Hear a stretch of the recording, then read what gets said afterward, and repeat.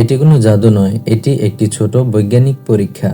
একটি ডিসপোজেবল কাপের নিচে ছোট একটি ছিদ্র করুন, উপরে একটি বেলুন দিয়ে সিল করুন, তারপর কাপে পানি এবং শুকনো বরফ দিন।